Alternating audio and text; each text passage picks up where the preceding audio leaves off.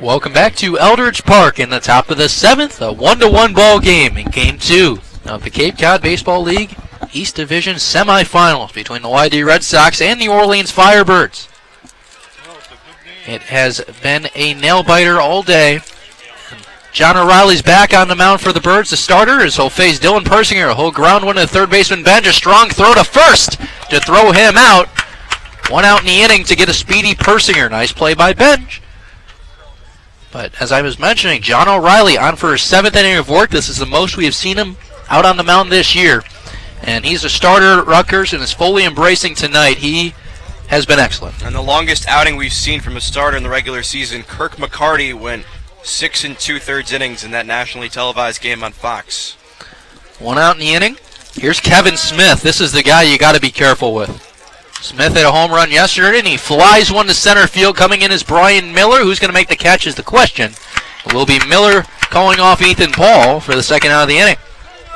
So a quick 2 outs for John O'Reilly, and this has been a consistent theme all game. He's working quickly and is being very efficient with his pitches. Yeah, John O'Reilly, honestly, having talked to Kelly Nicholson before the ball game, he had some concerns maybe. John's only started 2 games before this. He's working on the changeup, but I think everything that Kelly was hoping for, he has seen from John O'Reilly. It's just Kelly's waiting for the offense to show up. I mean, he wanted good defense, he wanted good pitching. He has 2 out of the 3 factors in that all-important equation. Now here's Will Toffey, who is the reason we are where we are, as he homered off John O'Reilly in the 2nd inning. Took him for a solo home run. O'Reilly starts him with a fastball for strike 1. Getting ready for stretch time here at Eldridge, as O'Reilly trying to get Toffey out here, and then the Birds will look to take the lead in the 7th inning. Pitch to Toffey, fouled off. 0-2 on Will Toffey. And John O'Reilly, another thing, working ahead of hitters, getting a lot of hitters 0-2. And he has a lot of pitches to waste at this point. O'Reilly throws a lot of off-speed stuff, can try to get guys swinging in the dirt, and if that doesn't work, he can go right back to the bread and butter. 0-2 on Will Toffey. The windup and the delivery is high and outside, 1-2.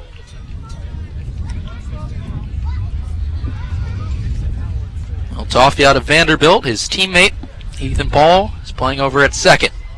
1-2. Inside. Just missed to ring up Will Toffey. To put in perspective how good John O'Reilly's been, only 3 base runners on 3 hits. They've all come in different innings.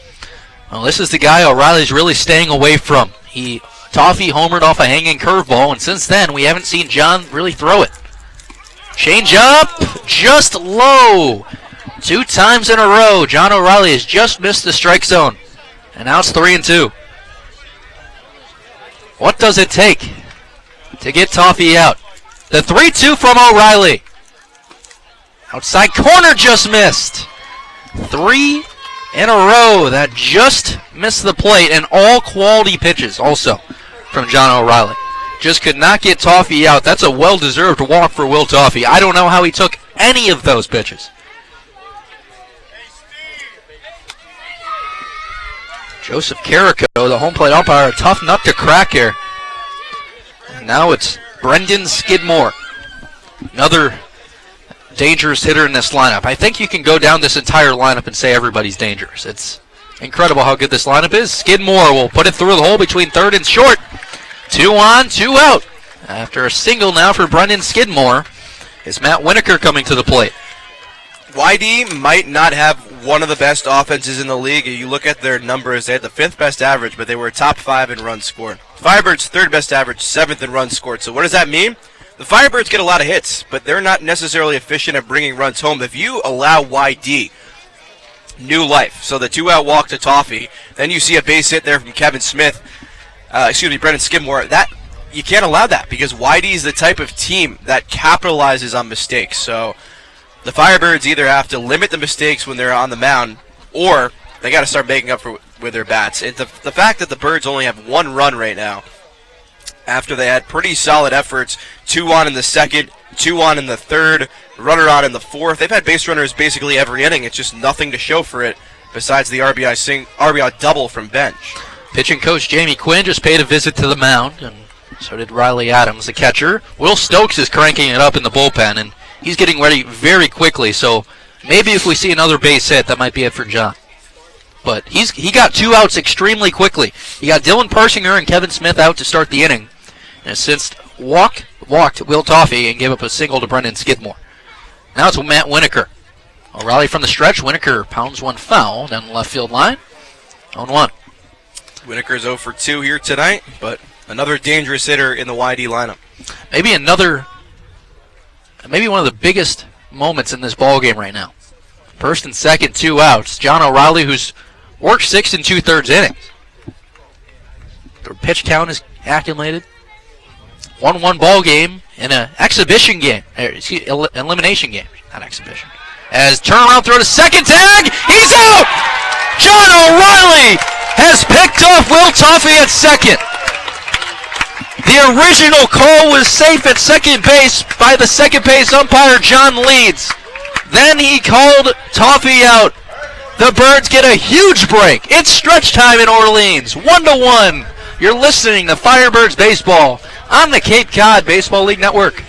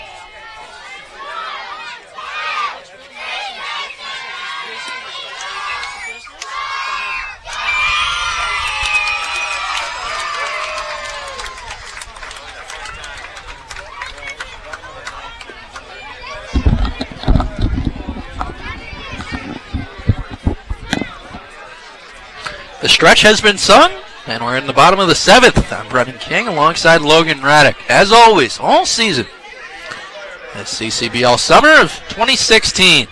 The Birds looking to advance their season. Bottom of the 7th, 1-1 in an elimination game, in which if YD wins, they advance. If Birds win, there's a game 3 tomorrow. Leading off is Will Golson. They'll take a off-speed pitch on the inside corner for ball 1. From Dylan Bray, the YD relief pitcher, in his second inning of work. Golson rips one down the left field line, but into the crowd foul. Scoreboard update: Falmouth leading Hyannis 4-2 at McKeon Park. Wareham up 7-2 over Bourne. Both those games in the 9th inning, and Harwich up 8-0 on Chatham in the 7th. Pitch from Bray, good curveball on the outside corner that just dipped right on there. So you're watching or listening to the only good ball game right now. The other ones seem to be blowouts, but a nail-biter here at Eldridge. Truly has been. Golson will call time. Still 1-2, and also wants to get this inning started right. Is still a left-hander on the mound. Couple lefties coming up after Golson. 1-2. Hits one the other way, but right to the second baseman, Persinger. Couldn't have been placed more perfectly for Persinger to make that catch. First out of the inning is a line out to the second base. Firebirds haven't had a hit since a leadoff single from Ethan Paul in the 5th inning. And aside from that hit, all the other Firebirds hits came in the 1st inning. Now it's Brian Miller back at the top of the lineup. 4th time the Birds have bat through. Miller rips one down the right field line. It's foul. Just foul down the right field line. That could have been a triple for Brian Miller, as Tyler Houston was right there, but we know Miller's speed. It would have been a double for sure, and who knows if he would have made the turn at second. Nonetheless, that's just a long strike on 1.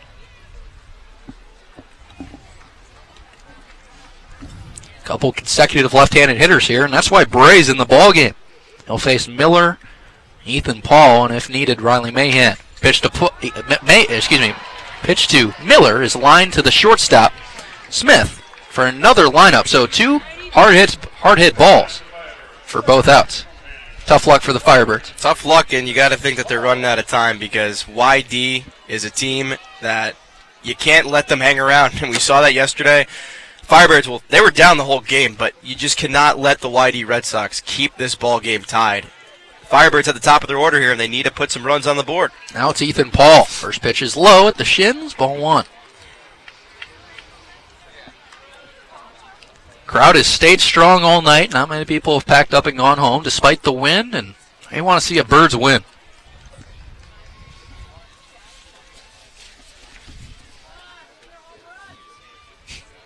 Pitch from the left-hander, Bray, is outside. Good eye by Ethan Paul. Looking to make Bray work here. Is action in the YD bullpen. There's a right-hander working.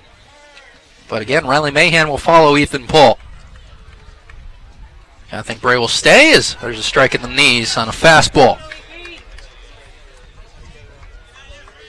Now, we normally have scouts sitting to our left, but most of them have left the Cape, and our general manager, Sue Horton, sitting next to us. And pitch ball's inside.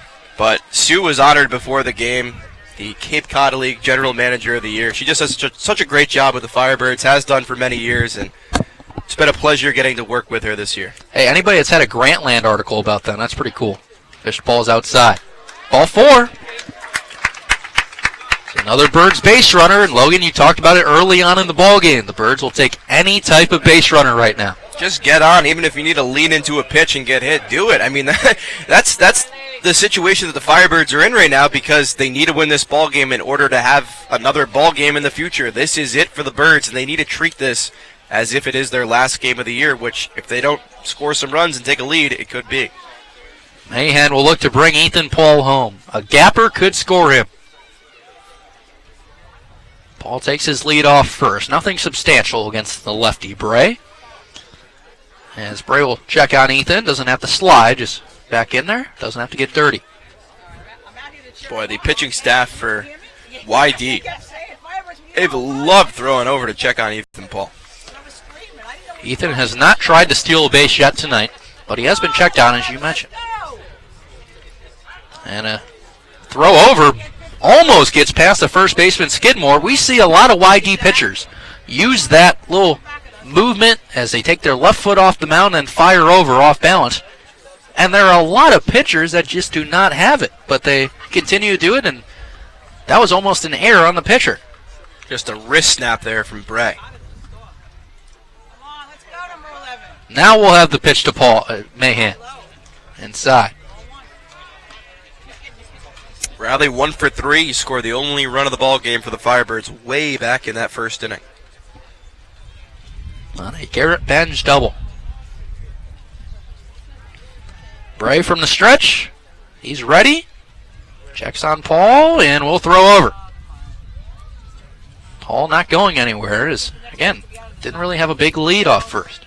But remember, the Birds did play a perfect hit and run earlier, where Riley Mahan stole, and then Riley Adams put it through the hole.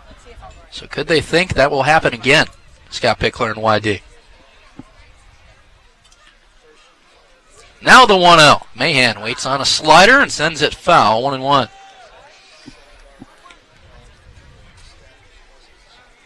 But at this point, Logan, do you think we see base stealing from the Firebirds? Is it too risky in this type of situation to have your runners go? With 2 outs, I wouldn't do it. Don't want the final out to be caught stealing. 1-1. Pitch to Adams. Lines one to left field, but under it is Muno. He has to reach back and barely makes the catch. Tough break for the Firebirds as Muno's first step was in and timed it wrong. Had to step back and somehow made that catch. We're still tied at 1. Top of the 8th we go.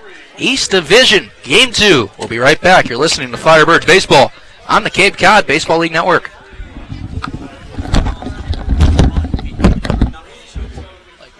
What does it take?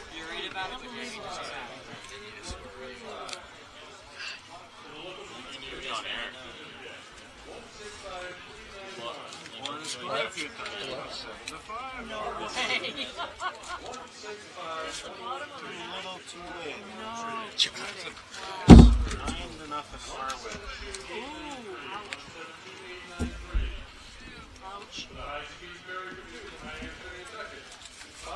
was texting my friend who's boys, and I'm like, I said, your dude O'Reilly saved his best start for the playoffs. He's going out for an 8th inning. Monster.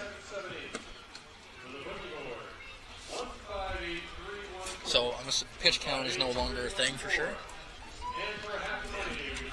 Yeah, it doesn't even matter. I mean, if we play tomorrow, we have a full rest of the Yeah. Stokes is still throwing. maybe a base hit or a base runner. I think O'Reilly's in very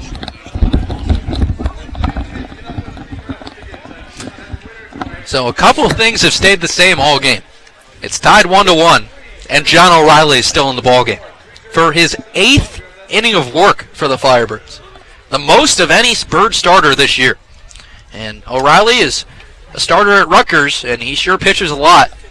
But as you mentioned while we were talking during the break, Logan, he saved his best start for the playoffs. He did, and Kelly Nicholson just shows off one of his good managerial decisions, starting John today, one of the more rested pitchers, and he has been phenomenal. He's been just as good as he was last time out against Wareham. So first batter he will face is Matt Winokur. And he takes outside for ball 1. The Birds' bullpen is loaded. On the left, Will Stokes. On the right, Brandon Belak. So if John is to get in trouble, they have backup. Winokur pounds one down the left field line. It's going to drop foul. 1-1. Yeah, it's all about keeping this a tie ball game, because the Birds have had many opportunities to score and they have come up empty, but you can't provide the Red Sox a good opportunity here, because in the 8th inning it just puts so much pressure on you to have to mount a comeback with just 6 offensive outs to play with. 1-1 to Winokur. O'Reilly from the slow windup. Fastball gets past Riley Adams. Just 2 inside. But through all this, we really haven't seen any signs of fatigue from John O'Reilly. Not Stayed yet. very consistent. If anything, he's gotten better as the night's gone along. I mean, the one mistake he made was the Will Toffee home run all the way back in the 2nd inning. And that was a hanging breaking ball, and since then, have not seen him hang a breaking ball.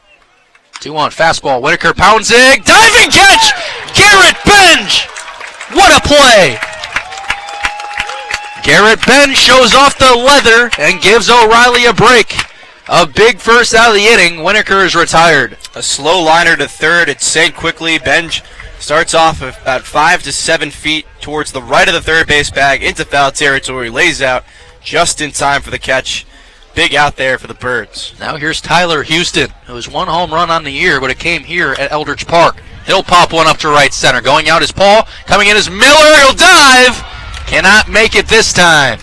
We've seen Brian have some magical moments in center field this year, but just a little too far away from Miller, and Tyler Houston is on. And reminder, Tyler Houston is one of the fastest runners on this team. So some speed on base, and now it's Nolan Brown. And Kelly Nicholson motions to the home plate umpire, Joseph Caraco, and Riley Adams is going to go out to speak with O'Reilly, but have to imagine that O'Reilly was on a short leash coming out for an 8th inning with Belak and Stokes in the bullpen, but right now he's just talking to Justin Jones and Riley Adams, and John O'Reilly is going to stay on the mound despite the go-ahead run at first base. Could it be strategy in case Houston steals? Could be. You never know. But reminder, Will Stokes and Brandon Belak, they're in the bullpen. Now here comes Kelly Nicholson. And that's going to be the day for John O'Reilly. John O'Reilly, 7 1/3 innings of 1-run baseball. His best start of the 2016 campaign, and all of his teammates will come to greet him, give him high fives. And John will be on his way to the dugout. He'll get a nice hand here at Eldridge. Well deserved for the man from Rutgers. We'll tell you about the new reliever coming in. 1-1 in the top of the 8th. You're listening to Firebirds Baseball on the Cape Cod Baseball League Network.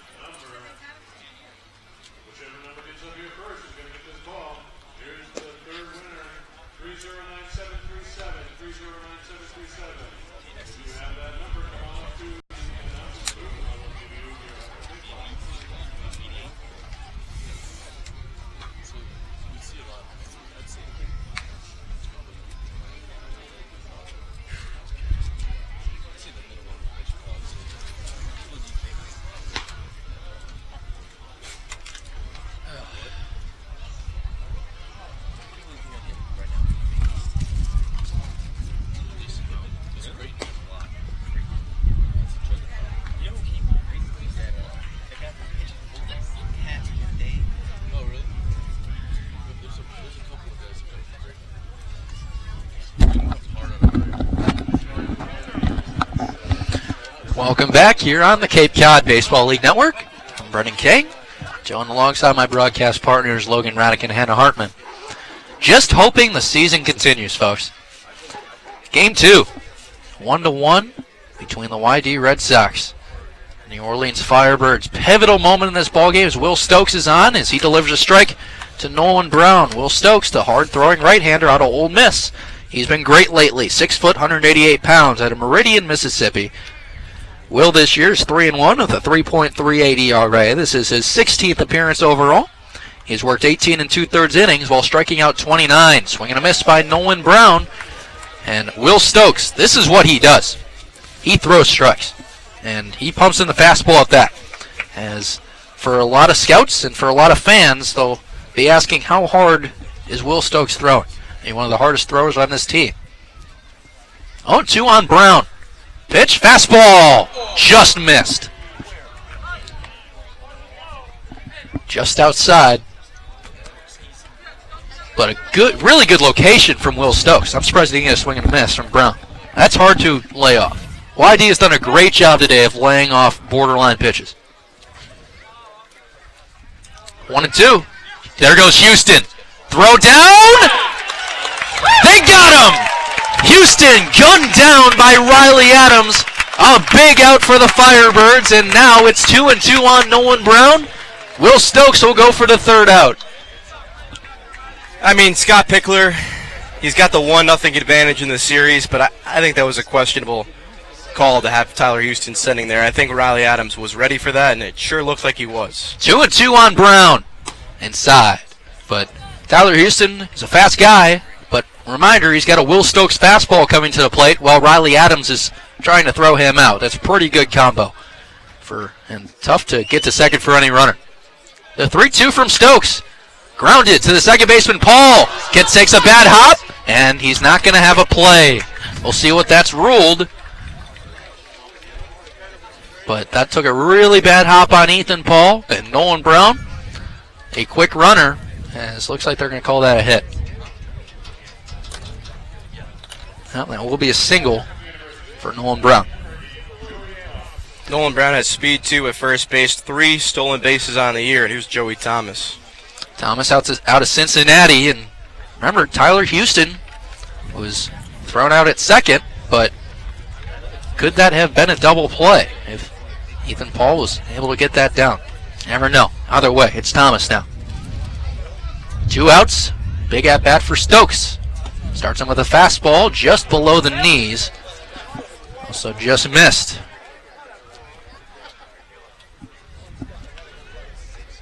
Want to know.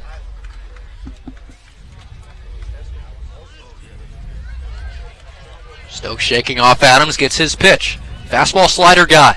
He comes with the slider. It's a really good one. Gets past Adams. He'll throw down to second, try and get Brown. He's going to slide in safe. Adams just missing getting Brown, but Nolan Brown now in scoring position. That's big because YD Red Sox are good at hitting with runners in scoring position. They're efficient. They're effective at the plate. And Joey Thomas, even though he's one of the newcomers, you cannot count him out as a guy who could put a solid at-bat for it. Stokes' hardest fastball so far is coming in at 94. We know he can hit 97. There's a fastball, swing and a miss from Thomas. Now 1-2. Tense moments in this ball game. That has been a nail-biter all day. Few fans have gone home. Everybody's sticking around. They want to see the end of this thing. Top of the 8th, 1-1, and 1-2 on Joey Thomas. The pitch in the dirt gets past Adams. And he will not throw to third.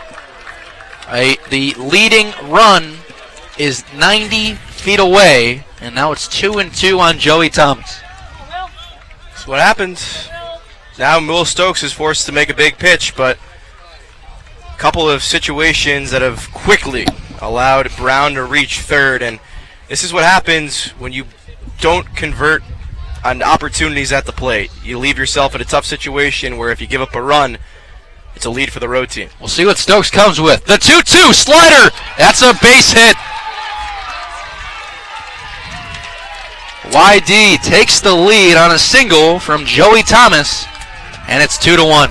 I don't want to say I told you so. I mean, we want the Firebird season to go on as much as anybody else, but when you strand 6 runners on base in the first 4 innings and keep this a tie ball game into the late innings against a team that has been there and won in the postseason, it's tough because now the Firebirds have to mount a comeback in the bottom of the 8th, also the bottom of the 9th, but it just makes the situation more difficult for Orleans to keep their season alive. And 2 outs in the inning, and now it's J.J. Muno. Muno pops one up to the left. Under it is Mahan, and he'll make the catch for the 3rd out of the inning. YD has taken the lead on a single from Joey Thomas that scored Nolan Brown. 2-1.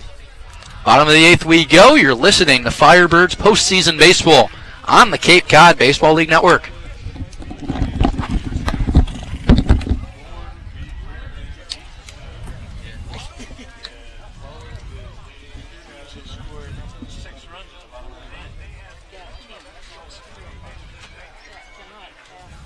So Wareham's done?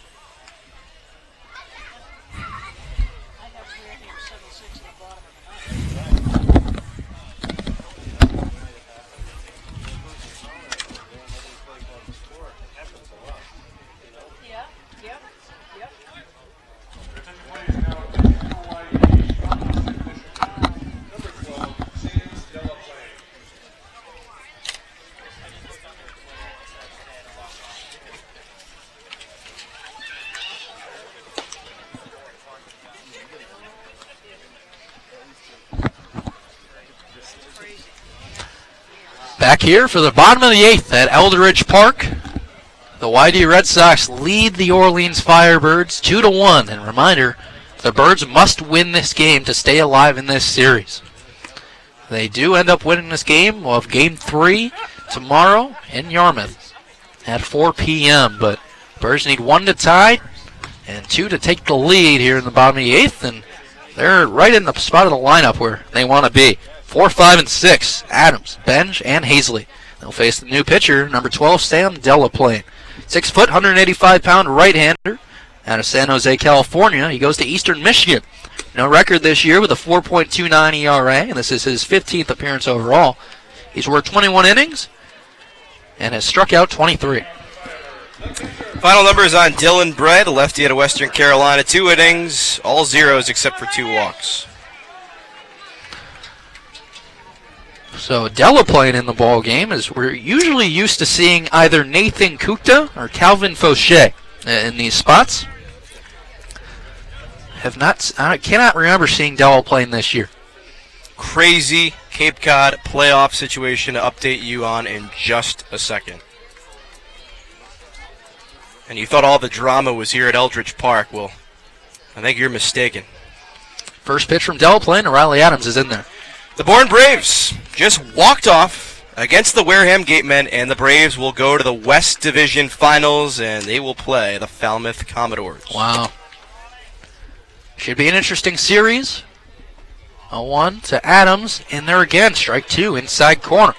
But Wareham Gatemen are done. Jerry Weinstein, his first CCBL season is over, as he really turned the Gatemen around, got them to second place, really competed this year, but Bourne. 0-2, swing and a miss. Adams, too greedy. Swings at the high fastball for out number 1. Now it's Garrett Benn. I think Wareham was one of those teams that they got hot just a little bit too early. The Gatemen finished the regular season 8-2, including a win over the Firebirds, but 2 losses and they're done in the Bourne Braves. Wow, that Bourne was struggling a bit, and Wareham really looked like that second best team in the West, but that's not the case, and that'll be a fun West Finals. Here's Garrett Benj. Takes a fastball, just 2 inside, 1-0. So then you have Falmouth, too. They haven't won a championship since 1980. And the big thing in Falmouth is they've been wearing shirts that say #WinItForTrundy because Jeff Trundy's been the manager for the Commodores for almost 20 years and nothing to show for it, despite having players like Jacoby Ellsbury, to name a few. But for the Firebirds, if they want to keep the season alive, it starts here with Garrett Benj and Hazley's on deck. 1-0. Pitch to Benj outside. Good eye. Well, since YD scored that run, the energy of this ballpark has just been sucked out. As people have gotten more quiet, just waiting on Orleans to get a shot here. Benj pops one up down the left field line. This one's going to go into the crowd. Yeah, people are staying. Nobody wants to leave. We don't want to leave. A lot of the guys don't want to leave. The fans. It's been such a fun season to be here for 2 months. Just watch these guys progress as baseball players. Maybe it's not, maybe the Firebirds didn't have the record that you were hoping for going into the year, but this has sure been a fun team to watch, and I know that deep down these guys really want to stick around for a little bit longer, and we'll see if they have some fight in them here in the 8th. 2-1. Pitch. Line down the left field line again. Foul. Benj making some great contact today. Looking very good. He's just going off of his prior accomplishments the last couple games. He's just getting hotter. Seeing the ball well. 2-2 now.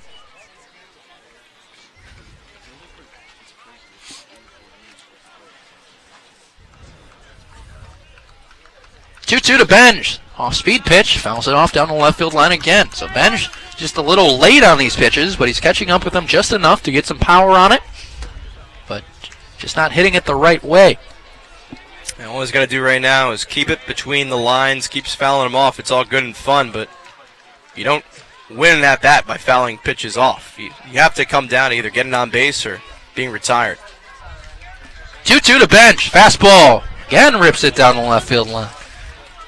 Benj is very late on these fastballs, but again, just catching up with them just enough to stay alive. Wind's still blowing in. It really has been all night. So that hurts a guy like Garrett Benj, who has tremendous power, especially to right field where the wind is blowing in from. 2-2.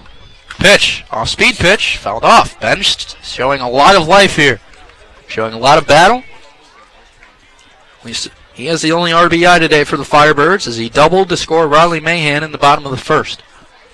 Such an unlikely suspect, too, to walk off for Bourne. It was John Jones, one of the catchers.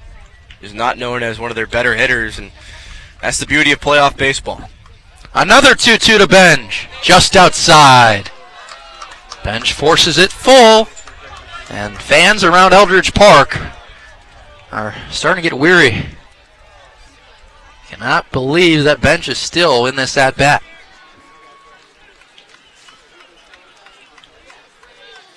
The 3-2. Benj fouls one off.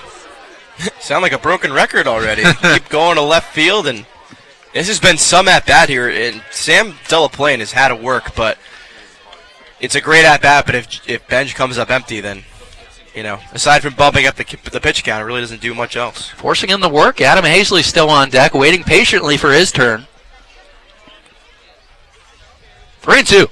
Swing and a miss. Dellaplane finally wins the battle. Strikes out Benj for the second out of the inning. Back-to-back Ks. Now it's Hazley. Brandon Belak is getting ready in the bullpen. His job coming on for the 9th, not allowing another run and getting the Birds an opportunity to come back in the 9th if they're not able to now. 2-1. Hazley takes the first pitch on a breaking ball for strike one.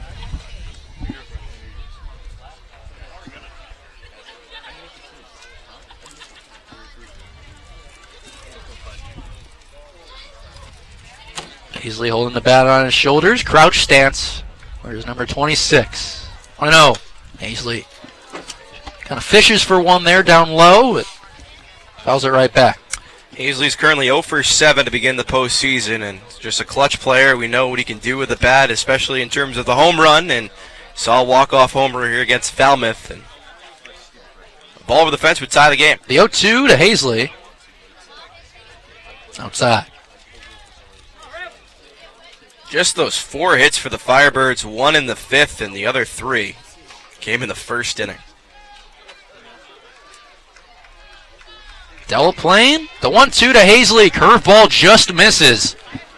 Right around that low part of the zone, but didn't find the strike zone according to Joseph Carrico.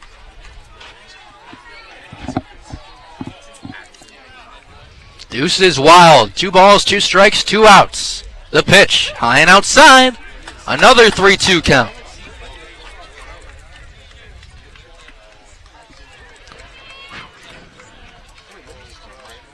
Nail biting all night. Just have not let up at all. The 3-2 to Hazley. Will bounce one foul. So the Firebirds hitters here in the bottom of the 8th making YD pitchers work, making Dellaplane throw a lot of pitches. Just have not been able to get them straight and get them out of the infield. Full count still. In a 2-1 ball game. The pitch to Hazley. Yeah, line drive. That's a base hit. Hazley, the first runner for the Birds here in the 8th. And the Birds have life as Justin Jones comes to the plate. Just the first hit for Adam Hazley here in the playoffs, and he is Mr. Clutch. He keeps the 8th inning alive for the Birds, but you got to have Justin Jones come up big here. And he is a veteran, 2nd year with the team, and I think he's still a little bit upset about the loss last year in the playoffs to the YD Red Sox. Big spot for Justin Jones. As you said, can look for some revenge. A gapper can score Hazley.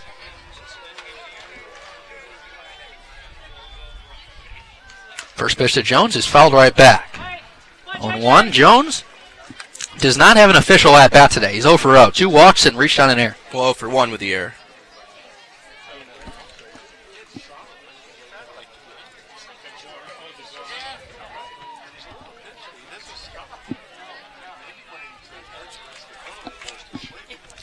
Hazley on first, 0-1. Pitch is in the dirt. Nice job by Joey Thomas to scoop that one.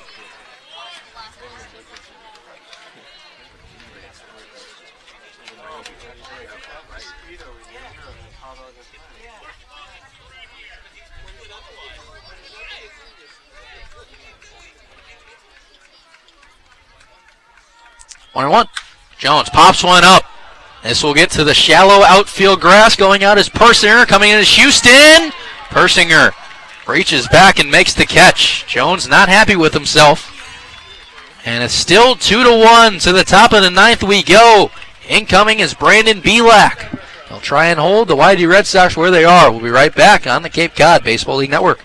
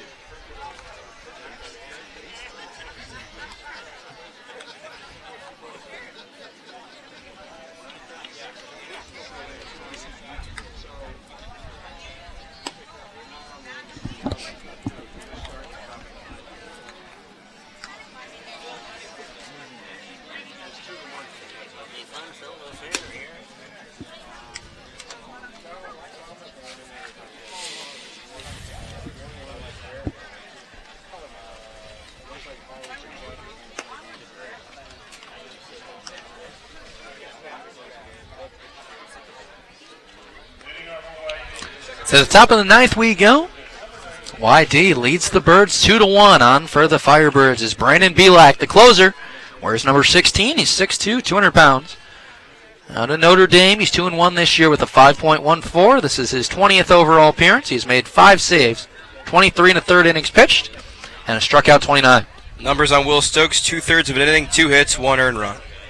Belak's on for one reason, to prevent YD from getting anything else. First pitch to Dylan Persinger. Checks his swing, he went around. 0-1. Curry College offers 14 NCAA Division III athletic teams in sports such as football, baseball, softball, basketball, hockey, soccer, and so much more. Read about the Curry Colonels and their championship teams. It's all online at curry.edu. 0-1. Persinger whips one to the left. Way foul. As you could say if it's fair, it's gone, but that one hooked left a lot. But just straight power off that bat of Persinger. But that's a long strike. It's 0-2.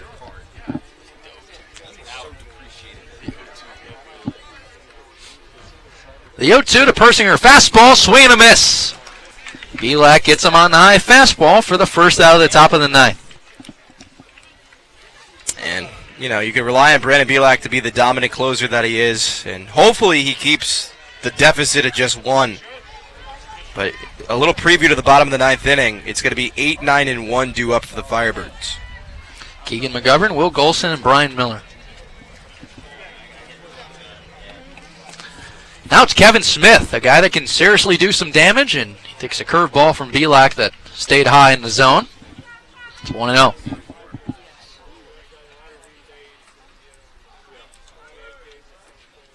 Second pitch to Smith. There's a fastball at the knee. Strike 1. That's where Belak wants to keep it, especially against Smith, who has power. Homered in the ball game yesterday. Also, we know he hit it to straightaway center against the fence here at Eldridge.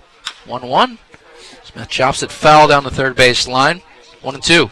Hey, Kevin Smith has had a surprisingly quiet game. He's 0 for 3 after the 2 hits and the home run yesterday. He really paced that YD offense, but has been pretty absent. The bottom of the order, and then Will Toffee with the solo home run have gotten things done. The 1-2 to Smith. High fastball ripped right back.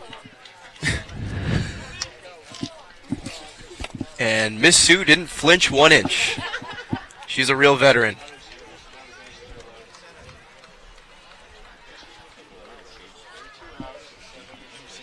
Smith got some good contact there, but still 1-2. The pitch from Belak. Curveball again that stays high. So 2 curveballs have been thrown to Kevin Smith, and they both have been hanging and nowhere close to the strike zone, but has gotten all the strikes on fastballs.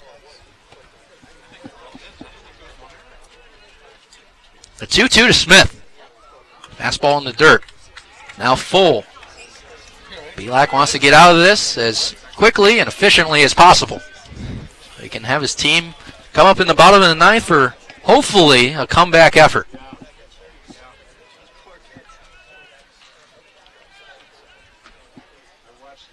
Three and 2.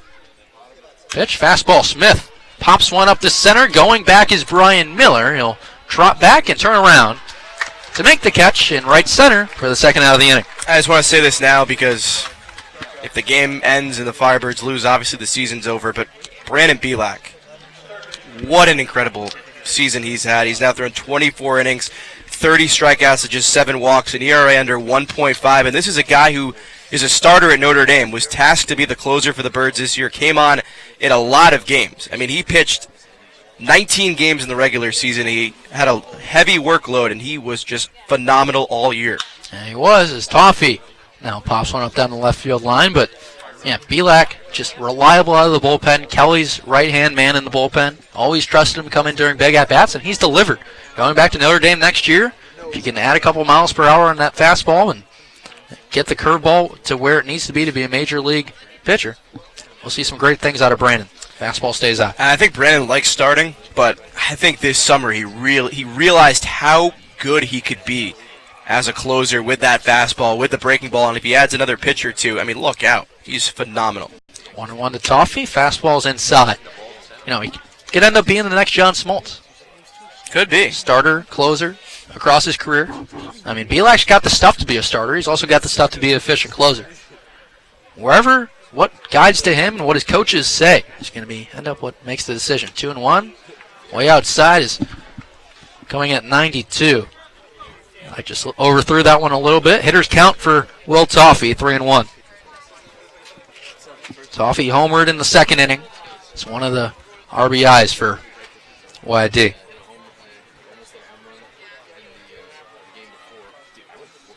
Belak from the windup. The pitch to Toffee at the letters. Strike two. It goes full. This crowd wants to see one more strikeout from Brandon Belak. 29 this year. He's going for his 30th right now. The 3-2. There it is, number 30. Belak has reached the 30 strikeout mark. Excuse me, 31. He struck out person here, so even better. Nonetheless, Belak gets it done. 2-1 in favor of YD. Bottom of the ninth coming up next. The Birds look to tie and hopefully win. We'll be right back on the Cape Cod Baseball League Network.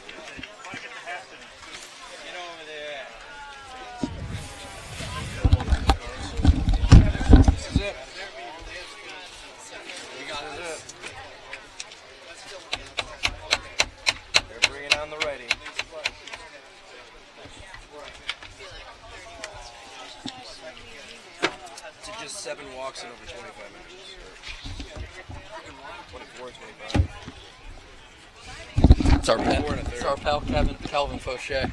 Second game in a row. Pretty good. Yep.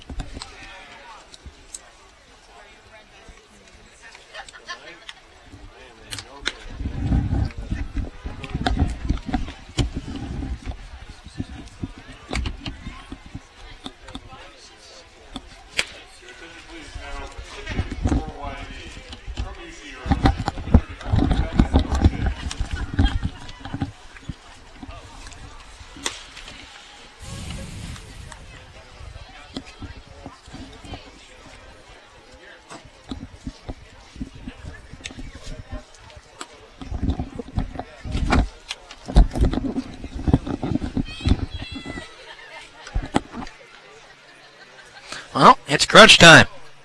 Bottom of the ninth, game two.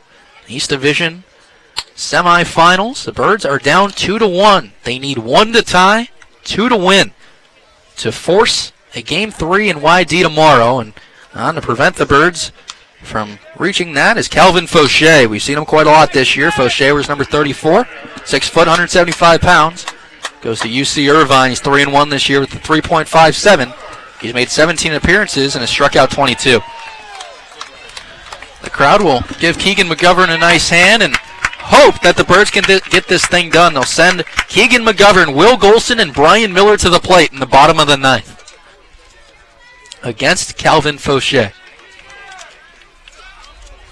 Tense moments in this ball game, and we'll see what happens. The first pitch from Fauché is outside, ball one.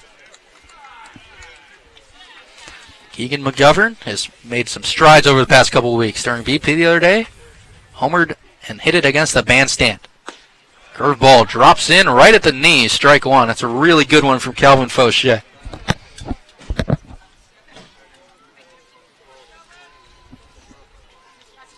1-1. Pitch to McGovern. He checks his swing, didn't go around, didn't offer at the curveball, and it's all about patience here, Logan. I don't know if I'm seeing things, but I think that hit his foot.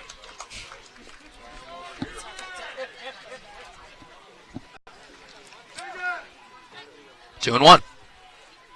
Pitch, fastball. Keegan fouls it off, actually fouls it into the glove of the catcher Thomas, and it's 2-2 on McGovern.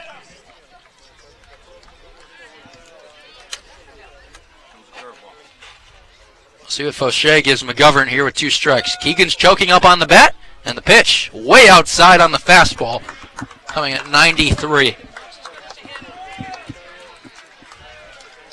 Fauché definitely putting a little bit more on that fastball, coming into this game with a lot of adrenaline. 3-2. Big pitch. Curveball. Strike three called.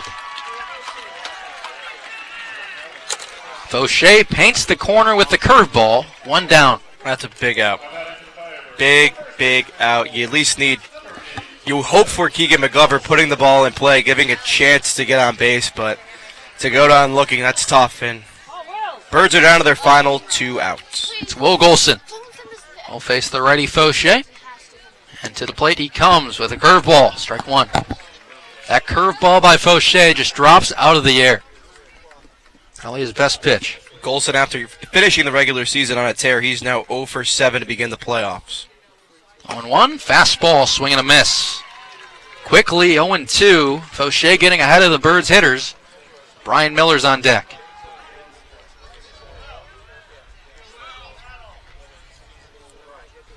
From the windup comes Fauché outside. Went off the glove of Joey Thomas, now 1-2.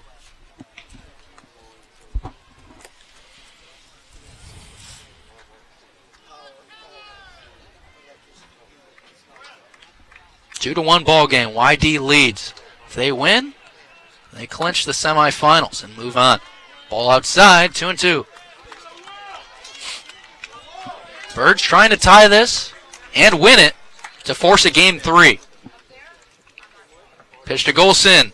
He barely got a hold of that curveball and fouled it off. Luckily, as again that curveball comes in and around what almost is your thigh and drops to your shins.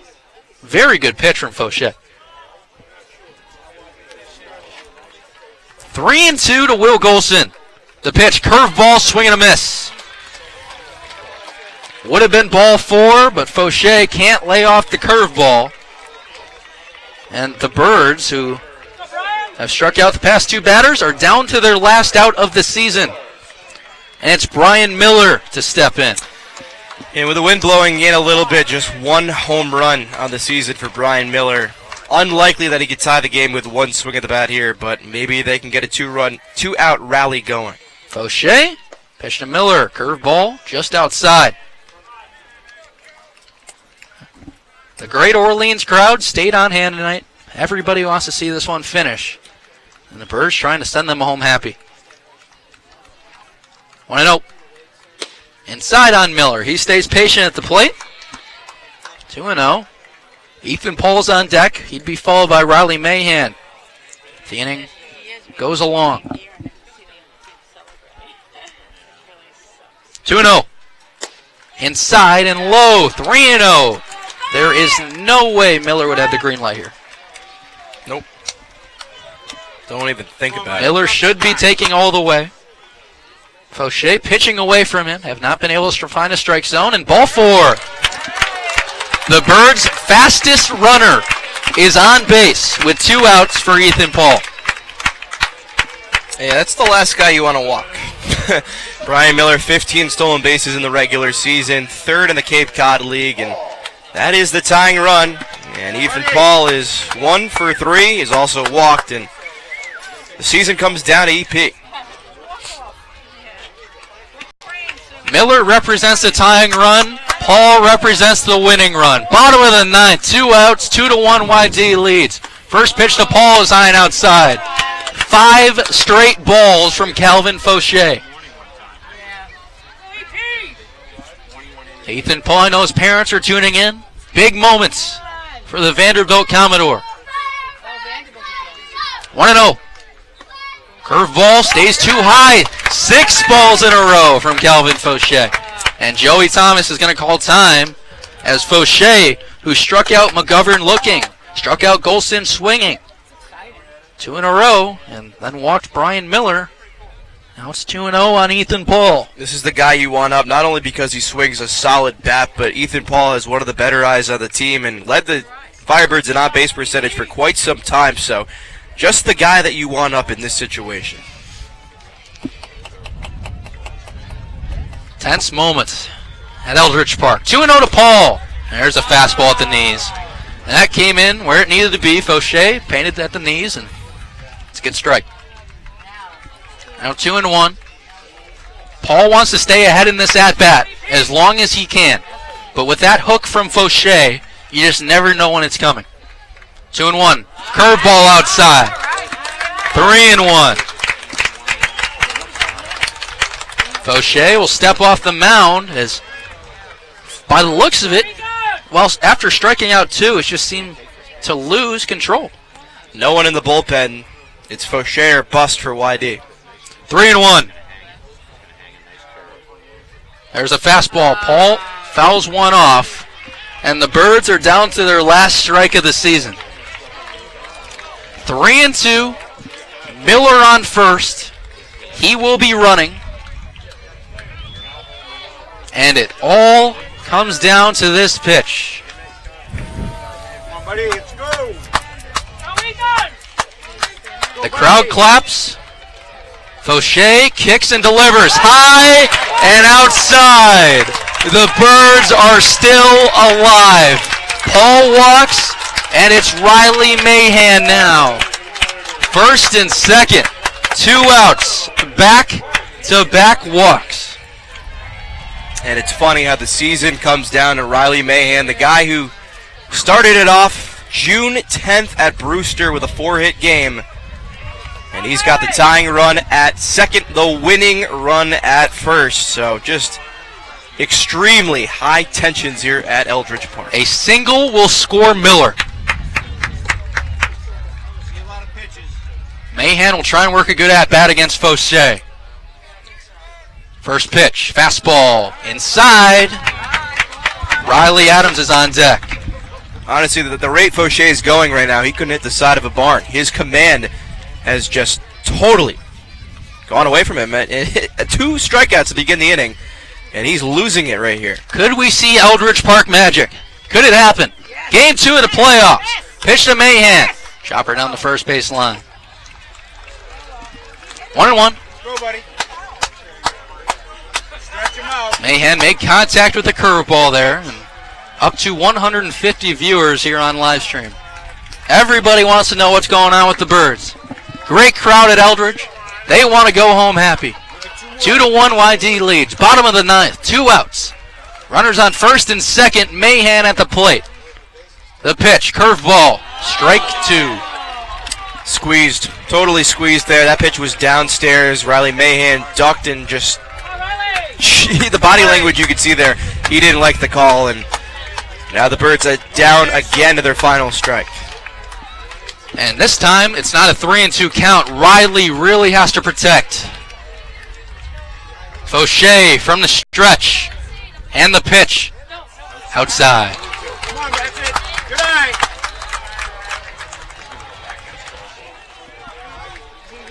Fauché seems to have the 2 pitches today. Fastball, curveball. Adams will look at his bat, take a deep breath, stand back in. You got him, let's go. 2-2. The pitch. Curveball, swing and a miss. The Yarmouth Dennis Red Sox have swept the Orleans Firebirds and have advanced to the East Division Finals. YD wins 2-1, and that's the season for the Firebirds. Unfortunately, it has come to an end. But you gotta like how the guys competed. We've been with you for 45 games of the CCBL season and would not trade a moment. Just, for us, Logan, myself, and Hannah, it's definitely tough for anybody to see their team go down. But all season, the Birds competed, and that's going to be it, Logan. Yep.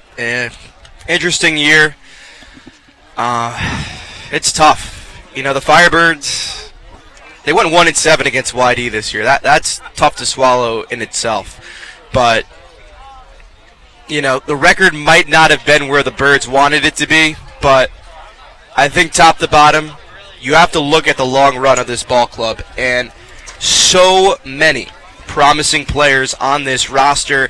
It's not necessarily about what happens here. Yes, we would have loved to continue playing, to go all the way to the Cape League Finals, but in the grand scheme of things, you and I have a life ahead of us, a career ahead of us, and so do these guys, and I think a lot of players on the Orleans Firebirds made tremendous strides. I talked about Brandon Belak before, Brian Miller, Ethan Paul. I really could go on and on. I think every player has improved in some capacity, so this is tough to swallow right now, but at the same time, you have to be just so proud of the Firebirds. They they didn't give up in this game. They made this a ball game up until the very final pitch, and just a tough way to end the season because YD, the big postseason win over the Birds last year when the Firebirds had the best record in the Cape Cod League, and I think people are just getting sick and tired of YD. They've won 2 championships in a row, but for the Firebirds, just a tough way to end the season. But I'm really, really proud of the coaching staff, of the players. Just there was a lot to be proud of, and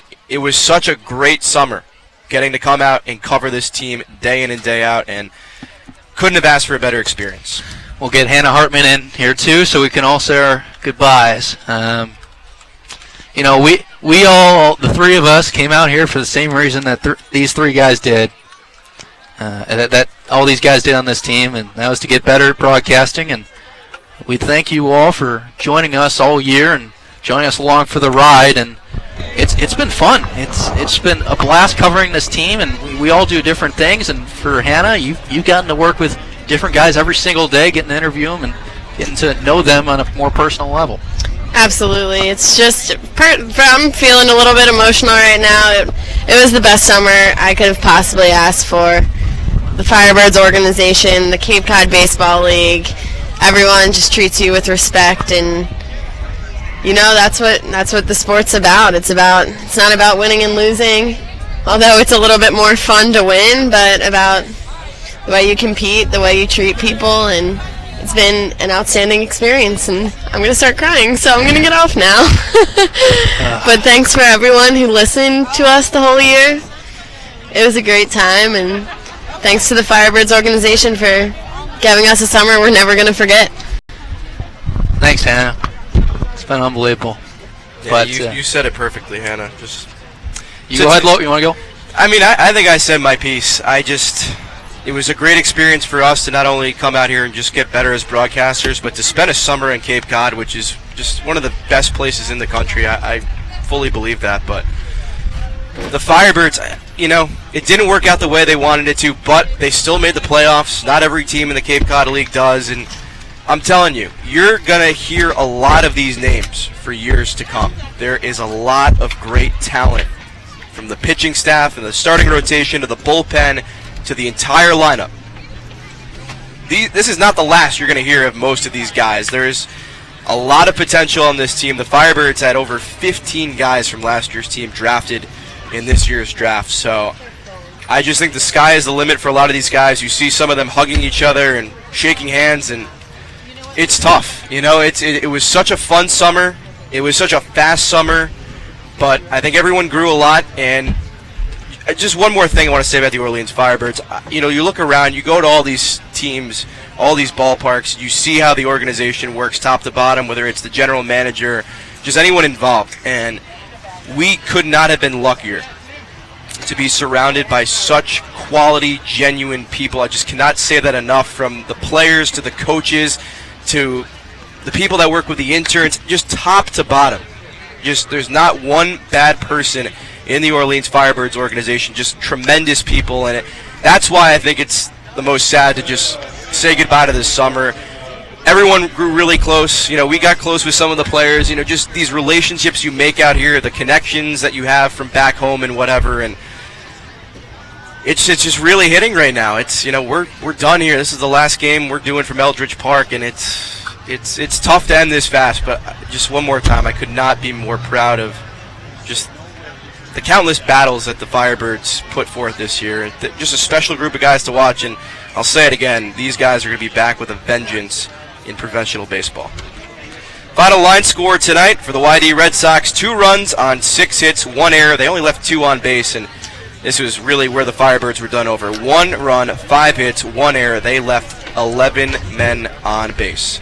The winner tonight is Sam Dellaplane, 1-0 on the playoffs. Will Stokes, 0-1 on the postseason, and the save goes to Calvin Fauché, his second of the series. Time of the ball game, 2 hours and 30 minutes, and again, Firebirds season comes to an end here tonight.